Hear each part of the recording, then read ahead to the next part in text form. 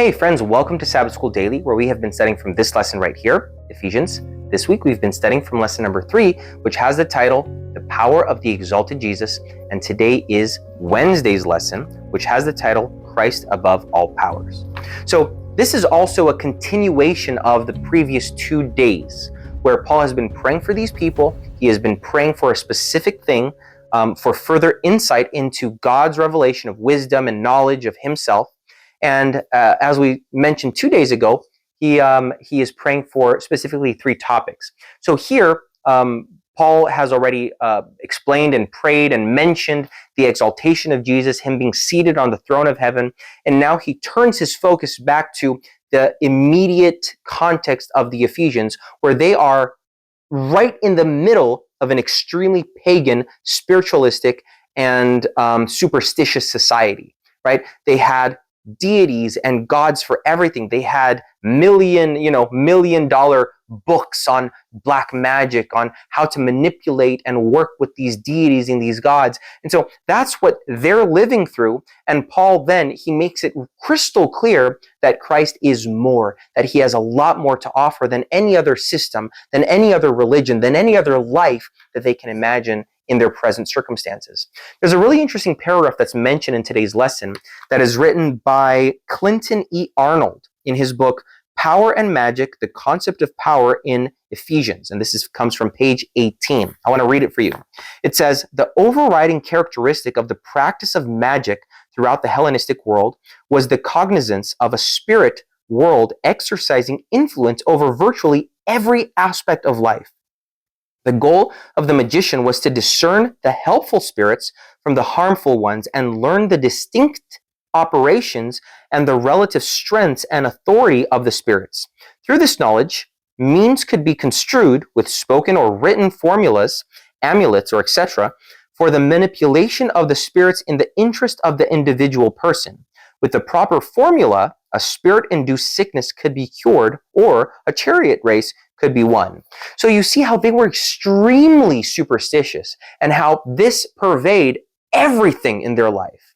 Be that from a disease to work to money to a chariot race to gambling, right? To betting on what chariot was going to win the race. And so what Paul is making clear to them is that Jesus far exceeded all of that reality. He was so much more. The lesson makes mention of 2 different qualities of Christ that go above and beyond everything that they were used to. The first one appears in verse 20. It's chapter 1, verse 20. I'll read it for you. So Ephesians chapter 1, verse 20. That says this. It says, which he worked in Christ when he raised him from the dead and seated him at his right hand in the heavenly places. So here you see that Christ is above everything else, right? He is seated at the right hand of God in the heavenly places. Verse 21 goes further into this when it says, far above all principality and power and might and dominion, and every name that is named, not only in this age, but also in that which is to come.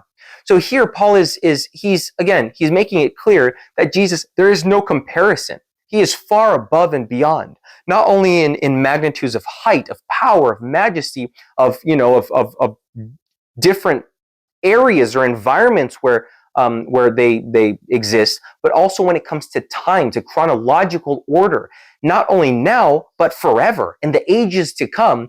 The name of Christ, the power of Christ, the authority of Christ is above all others. You see, friends, these powers, these deities, these false gods that these Ephesians, they worshiped, behind all of that superstructure of religion, we know is an enemy.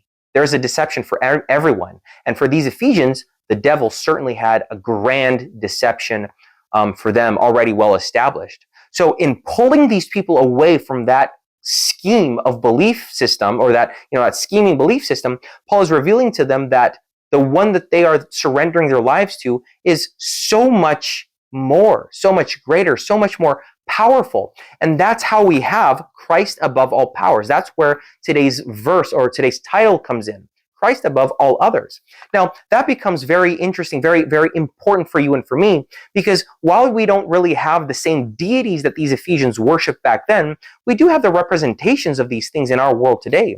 We certainly have people that love money, people that love success, people that worship, they'll do everything. They'll give their lives for recognition, for authority, for power, for everything, right? For intellectual renown. And so what we have is that, again, while we don't have the same deities with the same names and appearances, we do have the essence of what these things represent.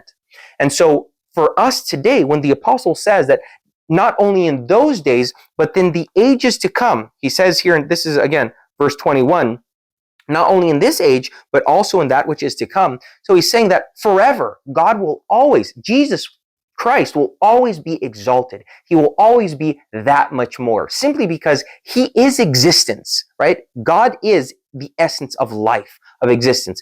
And so the title that we have for today's lesson, Christ above all powers, not only then, but also now and forevermore. While we do have superstition still remaining in our world today, and dark power still in our world today, we know that Jesus Christ is above all else. And as long as we place our eyes on him and remember him and recognize him in our day-to-day, then I'm sure that the Lord will keep us and use us as a bright light.